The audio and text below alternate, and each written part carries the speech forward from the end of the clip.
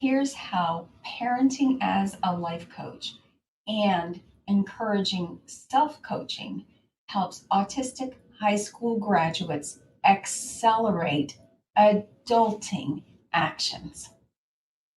I'm Lynn Davison, your adulting coach.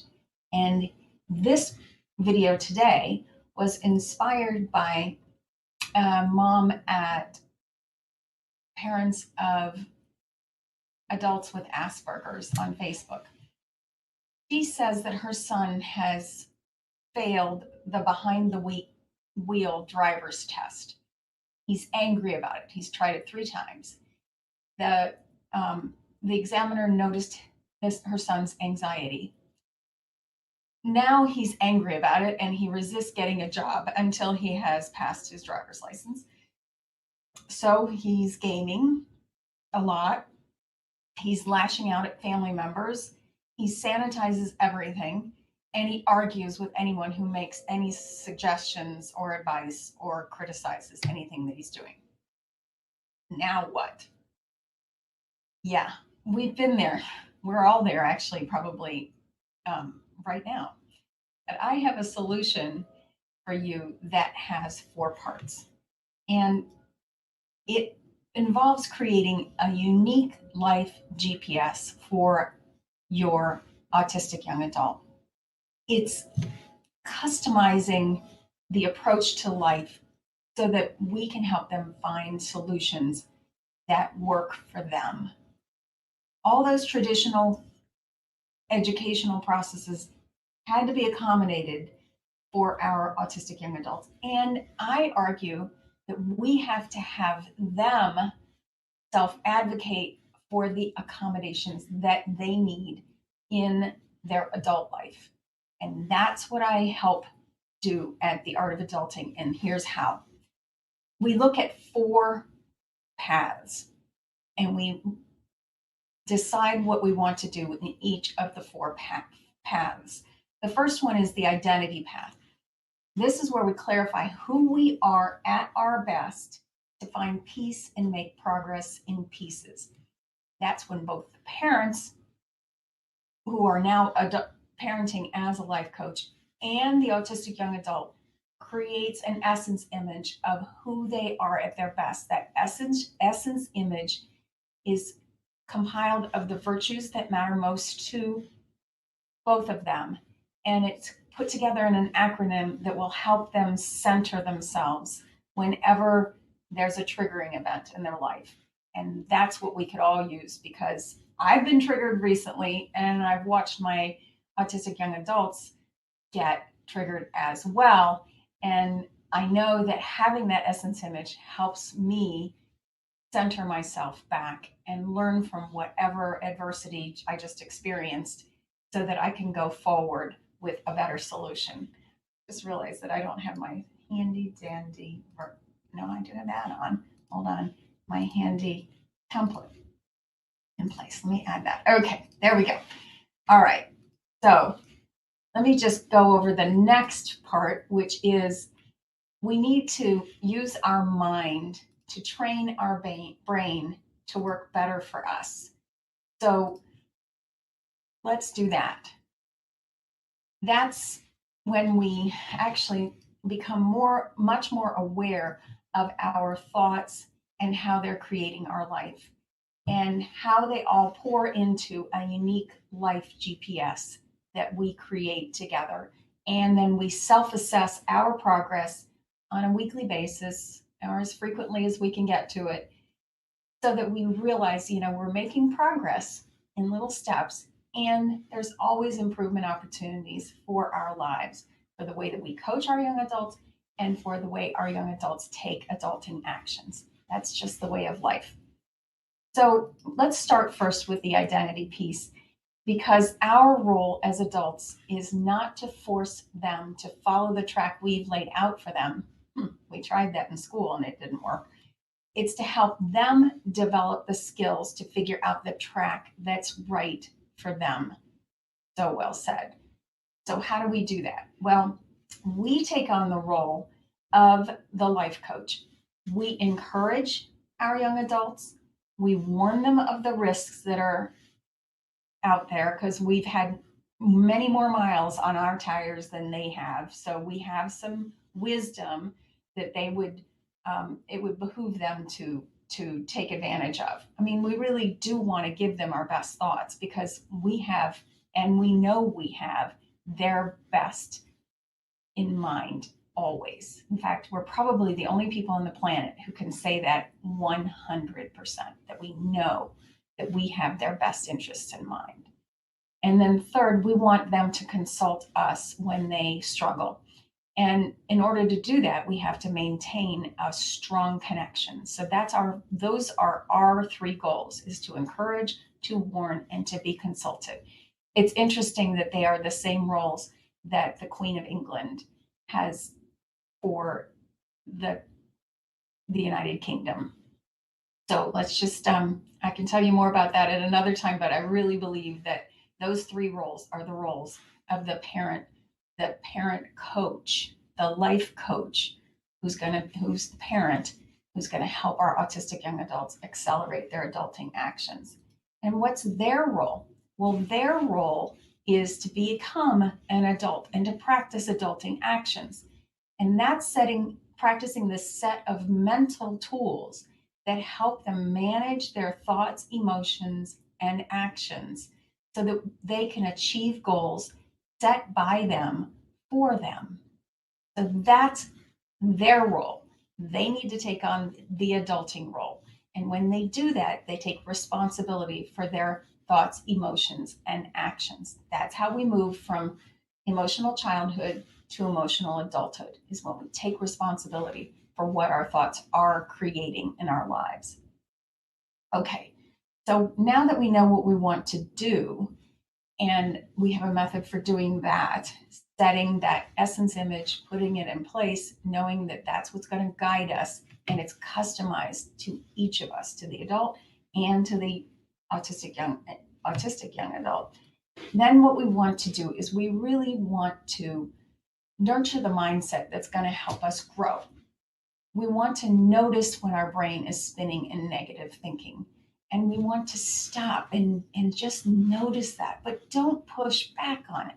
I mean, we're in a spin cycle like we have when we're doing our wash, and we can't distinguish one thought from another until we slow things down. And then we give ourselves compassion. We say, things are going a bit rough for you today. And just notice that that's what's happening. And when we acknowledge the feelings that we have, that's when we can move from that fight, flight, or freeze midbrain to our frontal lobe or our prefrontal cortex, where we can solve problems. And the tool that we want them to use, because that's all well and good, but how? Here's how. We slow things down enough to notice that the situation, which is always outside of our control, the neutral facts, the things that we cannot change, and our thoughts, emotions, and actions, our TEEA, our thoughts, emotions, and actions are our choice, and they are what create the results in our lives. So there's a gap between the situation and our thinking, and in that gap lies our power to choose. When Viktor Frankl was in a concentration camp in Germany and lost his pregnant wife and nearly all, if not all, of his family members. He decided to use the experience, was forced to use the experience to learn this very key concept. And that is that gap between our situation and our thought about it is the one place that we are in control and that no one else can manage for us. And that's both a wonderful, wonderful good news and a huge responsibility. So let's slow things down and use the STEER map to help our autistic young adults coach themselves on what's going on, while we, of course, are using it to coach ourselves on what's going on. so that together we can struggle and share and connect on what it's like to be an adult in the 21st century. Then we move into the action path. And that's when we take our lives and we look at each of 10 domains and say, okay, what do we want in each of those 10 domains? So in the energy domain, we're looking at, okay, how much do we want to have in our bank account? And what kinds of financial tools do we want to have? What's going on with food? How are we fueling our brain and our mind? And how are we strengthening our mental health and our physical health? I want to look at those domains, because if we don't have the energy for our life, many of the other things can't be accomplished. So we want to really maximize the amount of energy that we have so we can create the life that we love that works for us. Then we move into the work domains. What's going on in our space at home and how are we offering that to the others?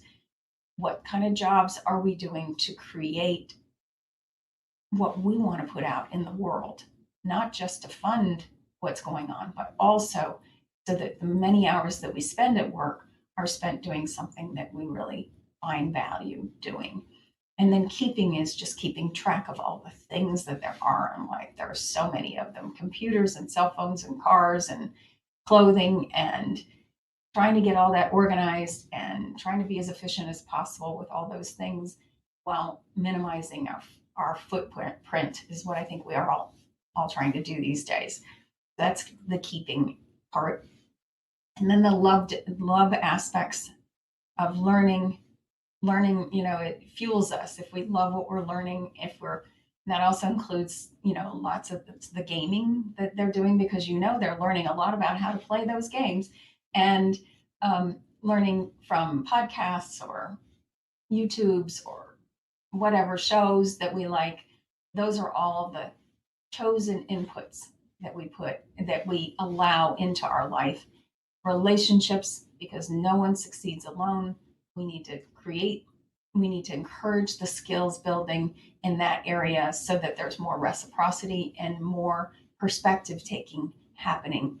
And then the last is the virtues. How do we want to show up so that we're more consistent as the person that we want to be?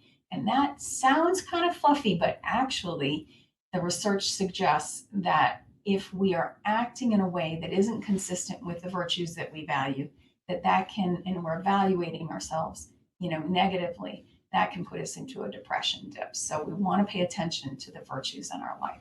So let's put together a plan that looks at what we've already created and what we want next, and then what are we willing to do to get it.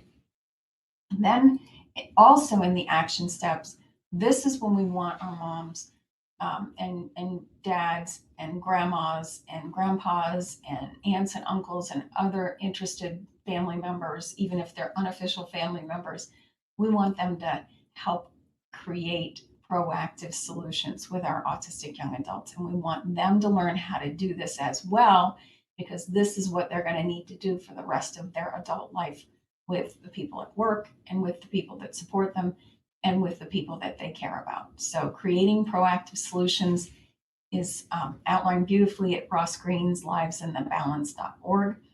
And it's when we start with just the facts, then we figure out what their steer map is first. Then we share ours and we make sure that we're short and clear. And then we agree on what are the next steps that we're willing to experiment. So this is the next tool in the actions category, because we really need to agree on what we're going to do to help them and what they're going to do to create the life that they love. And then we need to move on to the people part, the people part of the the four paths, which includes reflective listening. This tool makes all the difference in the kind of life coach you will be for your autistic young adults. And if you can get them to practice it, it will be an awesome tool that they can use to develop a perspective of where the other person is coming from. This is when we say back in a declarative statement that it seems like you're upset because you didn't pass your test. It seems like you're upset because you're worried about um, getting a germ. That's when we observe that hand washing and sanitizing.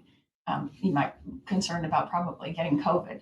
Um, we need them to know that we see them. We need them to know that they're safe sharing what's going on with them.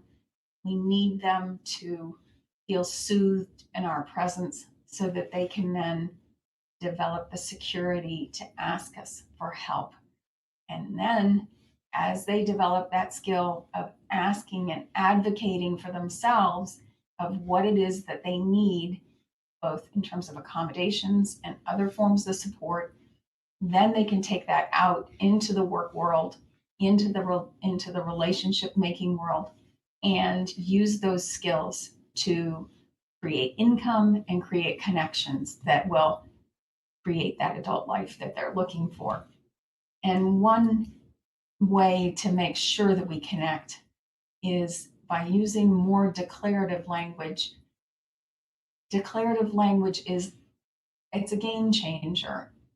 It suggests that when we make statements where we comment or describe what's going on inside us or something that we're observing, when we give praise, when we think aloud and show them how we're trying to struggle with our own problems, that helps trigger the kinds of thoughts, the thinking process.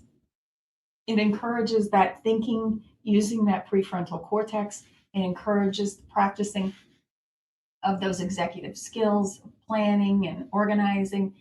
It's the key people skill that we need to practice, and we need to encourage our young adults to practice so that we form those connections with the people who are going to help us with exactly the right help at exactly the right time that we need it. So that's a brief overview of what we do in the art of adulting with those 4 paths. And I hope that this would be helpful to our mom who's struggling to figure out, okay, now that we have a lot of these issues going on, let's go back to her thoughts. He's failed the driver's test, so that's a situation. How's he thinking, feeling? What are the thoughts, emotions, and actions associated with that event that are causing the results that he's getting? It sounds like he's angry about it, and it must be because he feels like he really wanted to pass that test and didn't. And, his actions are refusing to do anything. And he's doing quite a bit of escaping and buffering away from feeling the failure feelings, I'm sure, that he has, that the shame and the blame that it sounds like might be going on. And then how can we shift that thinking? How would he be, would still be true to him, but how could he shift his thinking so he could produce a better result? And, the concerns that he has about getting ill, and we all have those concerns, and the skills, the people skills that he needs in terms of arguing with everybody. I'm hopeful. This is an approach that we've used in my family. This is what my clients have used, and they say is successful for them. And I'm really hoping that this approach will help our mom, who is just at her, ready for a plan for all of this. Because I'm sure she's tried a bunch of other things like therapists and classes and social skills, this and that. And what we found in our family was that, sure, we're going to access the professionals who do have specialties in this area. We had a wonderful driver's education one-on-one teacher who helped them develop the confidence so that they could pass the exam over a full year of one-on-one instruction. So sure, we're going to access those people, and we're going to also be the life coach that can help follow up and reinforce and encourage the practice of those skills that are taught.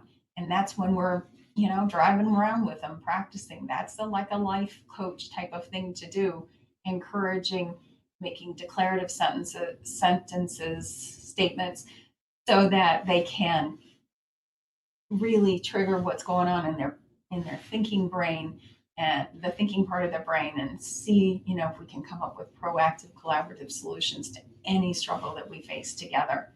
I really believe that this process will help, and because I know that it's helped my clients and it's helped me as my family as well. So if you're interested, please come to lindsaydavison.com/blog for a transcript of this video. And while you're there, have a look around. And I'd love to see you on that side. Bye for now.